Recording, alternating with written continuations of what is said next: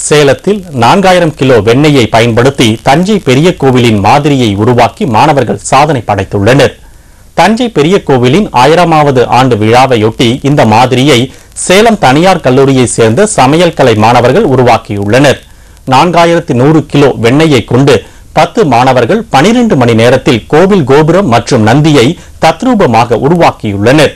Thanjai big டெம்பிளோடைய இது construct பண்ணி 1000 வருஷம் முடியுதுங்கிற ஒரு நினைவா தஞ்சாவூர்ல சிறப்பான விழா கொண்டாட்டங்கள்லாம் நடந்துட்டு இருக்கு.